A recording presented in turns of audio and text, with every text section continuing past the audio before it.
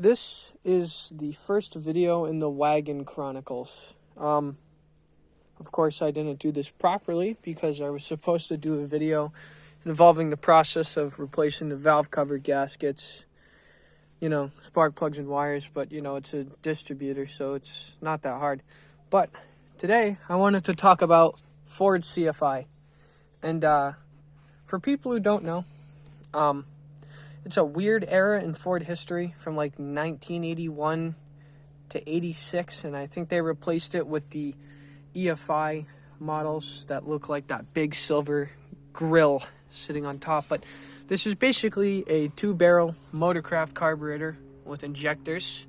It has a vacuum-operated choke, and not a choke. It's called a throttle kickdown, and when there's vacuum applied and you pull down the throttle, this comes up as kind of a bump stop to slowly let your idle close. And for anyone wondering, this screw right here is the adjustment, and you tighten it to get it closer for a higher curb idle, and you loosen it for a lower curb idle.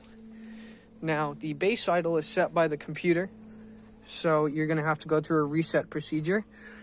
And over here, if the guy had not removed it, this little lever right here that I can move with my hand is the choke. And when you put your foot on the gas in the morning, before you start it, when the key is in the on position, it will set this choke arm down and give you a high idle. This is also meant to kick on when the AC is here, but as you can see, most of the smog equipment was deleted, not by me. But I'm going to go through a little bit of trial and error and how to adjust this. Because if you look at this, or more or less if you listen to it, it doesn't run very well. It idles low, even though I played with the adjustment. And it's so high, it stumbles, but the idle is so high that when you put it into gear, this Marquis can almost climb itself up the driveway.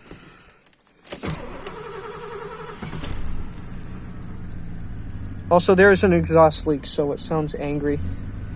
But the engine almost stutters. It almost stalls. It's not happy.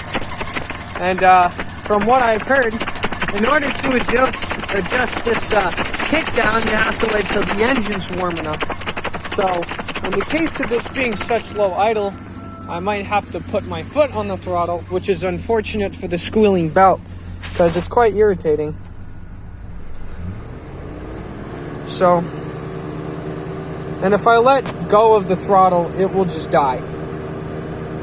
So I'm going to have to let it warm up. It's probably sucking a lot of water through that little 2-barrel up there, because I have not put the air filter on it, but it needs to warm up for that throttle kickdown to be adjusted properly.